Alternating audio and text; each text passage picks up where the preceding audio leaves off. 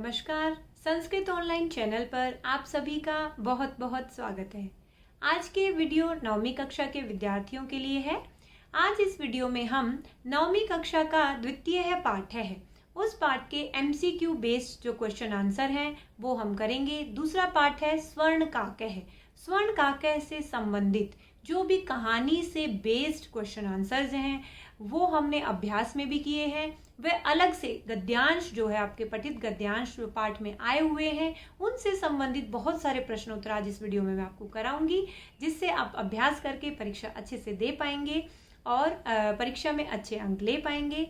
तो जो भी बच्चे नए हैं इस चैनल को सब्सक्राइब जरूर करें, व लाइक व कमेंट करके जरूर बताएं कि आपको मेरी वीडियो कैसी लगती है। आइए शुरू करते हैं 9वीं कक्षा का दूसरा पाठ स्वर्ण काकः। अधोलिखित गद्यांशान पठित्वा प्रश्नानाम उत्तराणि लिखतः। नीचे लिखे गए गद्यांश को पढ़ करके प्रश्नों के उत्तर लिखने हैं। इसमें क्योंकि हमारा ये कहानी से संबंधित प्रश्न है तो इसमें हमें गद्यांश को देखना है और उसी से हमें प्रश्न उत्तर निकालने हैं। तो सबसे पहला जो गद्यांश है एक बार हम इसकी हिंदी को अच्छे से समझ लेंगे।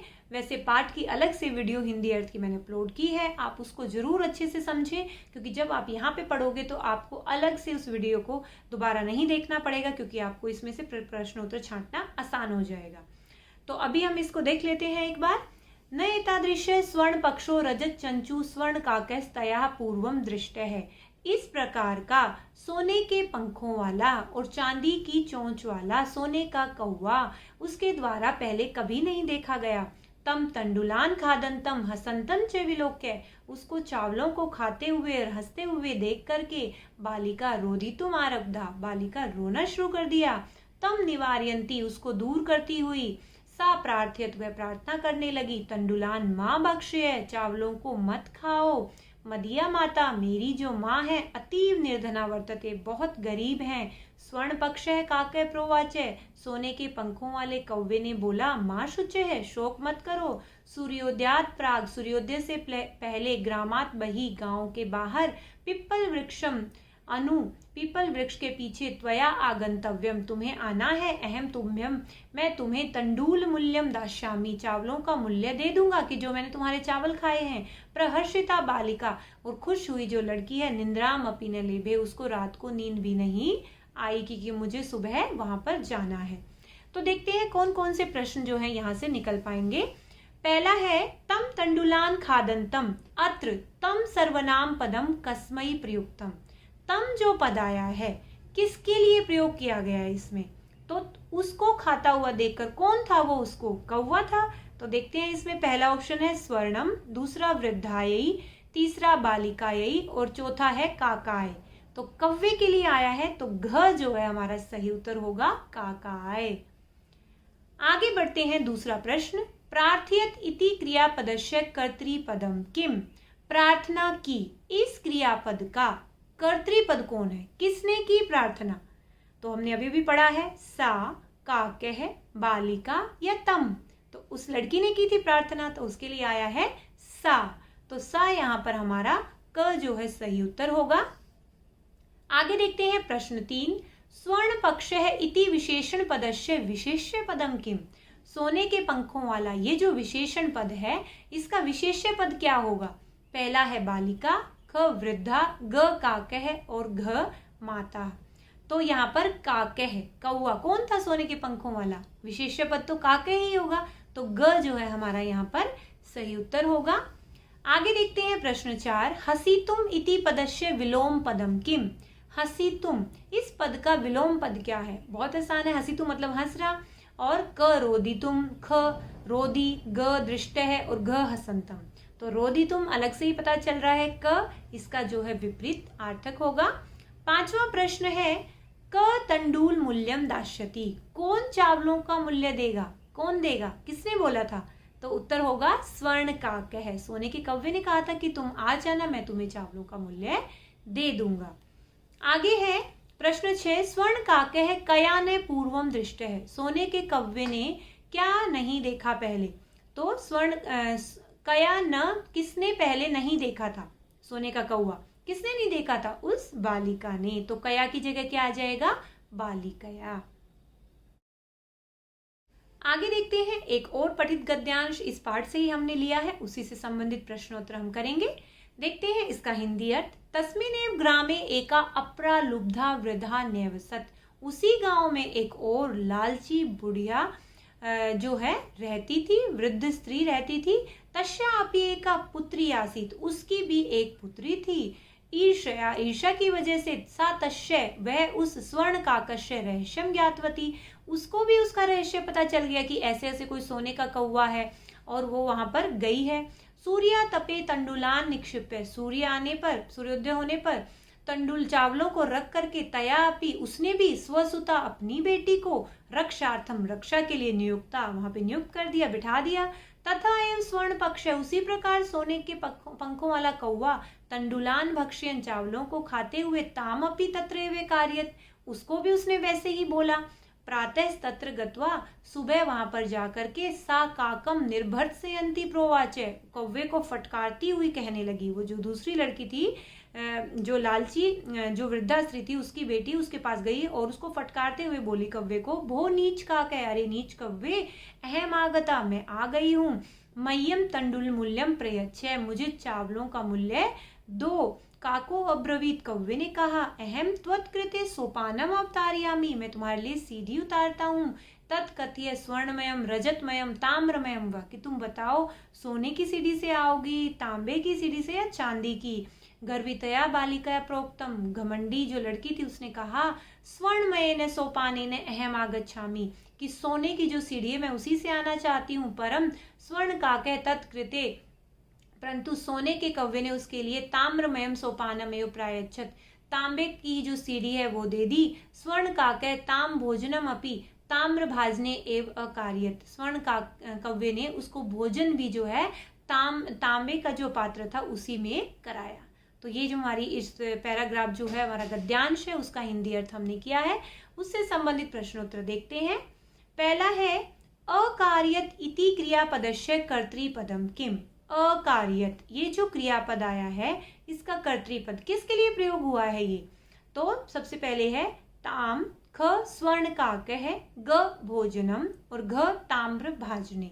तो किसके लिए आया है? अकार्यत स्वर्ण काक है, सोने के कौवे को कराया। आगे है दूसरा प्रश्न, अहम त्वत्कृते अस्मिन् वाक्ये अहम इति सर्वनाम पदम कस्मै प्रयुक्तम। ये जब भी कोई भी वाक्य आप देखेंगे तो उसको वापस उसी गद्यांश में जाके आपको देखना है, उसको समझना है कि किसके लिए ये पद का प्रयोग किया गया है, वह कर्तृपद कौन सा है, इसका क्रियापद कौन सा है, ये सब आपको उस गद्यांश में ही पता चलेगा। आप अपने आप से अंदाजा उसका नहीं लगा सकते। तो अहम त्वत्कृते, मैं तुम्हारे लिए, ये जो सेंटेंस है इसमें बताना है आपको अहम का प्रयोग किसके लिए हुआ है। तो अहम कौन है इसमें? स्वर्ण काकाए, क्योंकि काकम नहीं होगा, बालिकायै वृद्धायै नहीं होगा, स्वर्ण काकाए। उसने ये बोला था कि मैं तुम्हारे लिए। आगे बढ़ते हैं। बालिकया इति पदस्य विशेषण पदम किम। बालिका, इस पद का विशेषण पद क्या है? क गर्भितया, ख प्रोक्तम, ग अपरा और घ स्वर्णमयेन। तो कौन थी बालिका? गर्भितया, घमंडी बालिका थी, तो उसका विशेषण पद है यहाँ पर गर्वितया। आगे है वायसः इति पदस्य पर्यायक। वायसः, जो कौवा है इस पद का पर्यायवाची क्या है? तो पता ही होगा आपको इसका, कौवे का, क्योंकि पाठ ही उसी पर आधारित है। पुत्री, माता, वृद्धा या काक है, तो वायसः कौवा होता है, तो इसका काक है, घ जो है इसका सही उत्तर। आगे बढ़ते हैं अगले प्रश्न की ओर। अधोलिखित कथनेषु स्थूल पदानि आधृत्य प्रश्न निर्माणम क्रियताम। प्रश्न निर्माण करना है, इसमें हमें जो वाक्य दिया होता है प्रश्न निर्माण में, उसमें रेखांकित किया होता है कि कौन से शब्द पर आपको प्रश्न निर्माण करना है। तो पहले आप उसका हिंदी अर्थ निकालें पूरे सेंटेंस का, और फिर उसी को आप प्रश्नवाचक बनाकर देखें, और उसकी जगह आपको किम शब्द रूप की जो विभक्तियां लगानी है, या अव्यय शब्द जो होते हैं हमारे, कुत्र, कीदृश है, इनका प्रयोग करना होता है। इसके लिए अलग से वीडियो है प्रश्न निर्माण की, वो भी आप देख सकते हैं, तो आपको ये टॉपिक अच्छे से समझ आ जाएगा। देखते हैं पहला प्रश्न। ग्रामे निर्धना वृद्धा न्यवसत। गांव में निर्धन वृद्धा रहती थी। तो गांव में कौन वृद्ध स्त्री रहती थी? तो कौन की जगह किम स्त्रीलिंग है, तो स्त्रीलिंग में आएगा इसका निर्धना की जगह कीदृशी, कैसी, क्योंकि निर्धना है तो कैसी वृद्धा रहती थी, तो स्त्रीलिंग में होगा कीदृशी। दूसरा है सूर्या तपे तंडुलान खगेभ्यो रक्षः।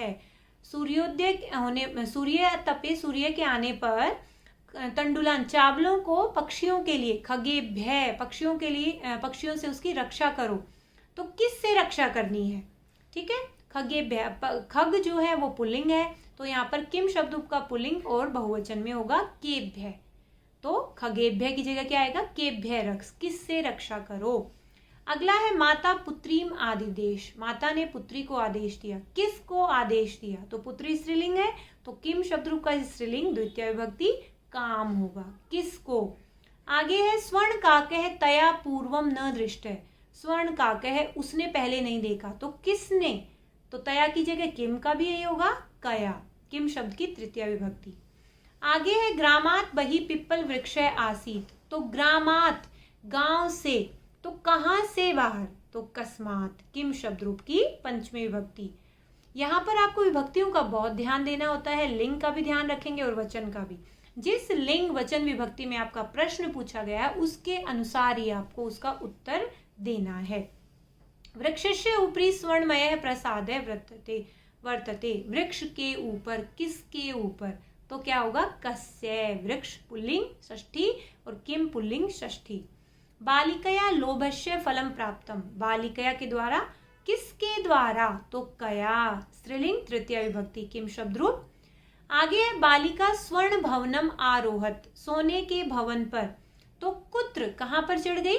कुत्र कहां पर? तो यहाँ पर ये अव्यय शब्द का प्रयोग होगा। काकेन तिस्रः मंजूषा समुच्छिप्ता। तिस्रः तीन, तो स्त्रीलिंग है तिस्रः शब्द, तो कति। जो कति शब्द है वो आपका किसी भी लिंग में वही रहेगा, सेम। आगे है प्रहर्षिता बालिका निद्राम अपि न लेभे। खुश हुई जो लड़की ने निद्रा को, तो किसको?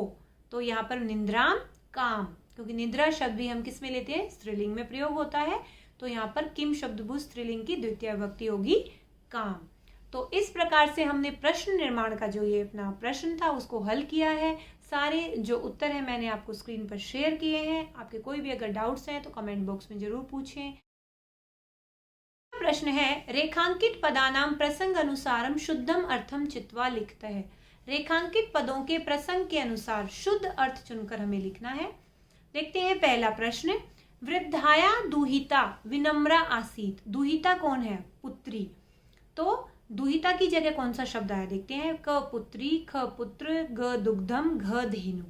तो दुहिता पुत्री होती है, तो क पुत्री जो है इसका शुद्ध अर्थ होगा। आगे है सूर्या तपे तंडुलान खगेभ्य रक्ष। तंडुलान चावलों को, तो देखते हैं ऑप्शन चणकान, ओदनम, अक्षतान और शाकान। तो तंडुलान और अक्षत भी चावल होते हैं, तो ये बहुवचन में है तंडुलान, तो अक्षतान जो है हमारा सही शुद्ध अर्थ होगा यहाँ पर। आगे है तत्र स्वर्णमय प्रसादः आसीत। प्रसादः महल जो था, तो प्रसाद की जगह क्या आया इसमें? क भवनम, मिष्ठानम, प्रसादम और घ प्राप्तम। तो भवनम, भवन भी वो होता है और प्रसाद भी महल होता है, तो सही शुद्ध अर्थ यही होगा इसका यहाँ पर। आगे है काकेन ग्वाक्षात कथितम। ग्वाक्ष क्या होती है? खिड़की होती है, तो खिड़की से संबंधित कौन सा शब्द आया है? ग्रामात नहीं होगा, कक्षात नहीं होगा, वातायनात और भवनात। तो भवन नहीं होगा, वातायन जो होता है वो भी खिड़की जो शब्द होता है हमारा हिंदी अर्थ जिसका, तो गवाक्षात की जगह यहाँ पर वातायनात जो है सही शुद्ध अर्थ होगा। आगे है बालिकाम विलोक्य काकः प्राह। बालिका को देख करके कौवे ने प्राह कहा, तो प्राह की जगह आएगा इसमें उवाच, ख अहसत, ग प्राप्नोत और घ प्राप्तम। तो कहा, तो उवाच जो है, उवाच का अर्थ भी होता है कहा और प्राह का अर्थ भी होता है कहा, तो ये इसका सही अर्थ होगा। आगे है यथेच्छम एकाम मंजूषाम गृहाण। गृहाण का अर्थ है ले लो, ग्रहण करो, तो उससे संबंधित कौन सा शब्द आया है? गृहाणी, ग्रहणम कुरु, गुहाम या गृहम। तो ग्रहण करो उसका अर्थ वही है, तो ग्रहणम कुरु ये जो है इसका सही शुद्ध अर्थ होगा ख। आगे है जो अगला प्रश्न, अधोलिखित पदानाम पर्याय पदानी लिखित। नीचे लिखे गए पदों के पर्यायवाची आपको लिखने हैं। पर्यायवाची कुछ शब्द हैं, इसमें मैंने 2 से 3 इसमें लिखे हुए हैं ताकि आपका जो शब्दकोश है संस्कृत में वो अच्छा रहे, ताकि आपको परीक्षा में कोई दिक्कत ना हो। तो सबसे पहले है दूहिता। दूहिता का क्या होगा? सुता हो सकता है, तनुजा हो सकता है या पुत्री। लेकिन अगर गद्यांश में आपसे पूछा जाता है तो जो गद्यांश में आया हुआ है आप वही लिखेंगे। कई बार कोई शब्द आपको दे देते हैं कि ये इससे संबंधित गद्यांश में कौन सा आया है, तो आप वही लिखेंगे। आगे है स्त्री। स्त्री का क्या होगा? महिला, ललना और नारी। प्रसाद है। प्रसाद का क्या क्या हो सकता है? राजभवन है, महल है, हर्म। खग है। खग का क्या हो सकता है? पक्षी, खेचर है और विहग है। ये जो है आपके प्रश्नों में भी आपके काम आएंगे, क्योंकि बहुत सारे शब्दों के अर्थ आपको पता नहीं चलते। अगर आप इनको पढ़ेंगे, समझेंगे तो आपको याद रहेगा कि इसका अर्थ ये होता है, तो आपको उसका उत्तर ढूंढने में आसानी होगी। तो ये था आपका पार्ट 2, जिसके MCQ से संबंधित सारे प्रश्न मैंने आज करवाए हैं, उनके उत्तर भी आपके साथ शेयर किए हैं। तो इनका आप ज़्यादा से ज़्यादा अभ्यास करें, अपने नोटबुक में नोट कर लें और अपने कमेंट्स मुझे ज़रूर बताएं और वीडियो को लाइक व शेयर ज़रूर करें। जिन बच्चों ने चैनल को सब्सक्राइब नहीं किया वो ज़रूर करें सब्सक्राइब इसको, क्योंकि सारी वीडियोस आपको इस पर मिलती रहेंगी। जैसे ही जो भी अपडेटेड सिलेबस का काम होगा वो यहाँ पर आपको मिलेगा।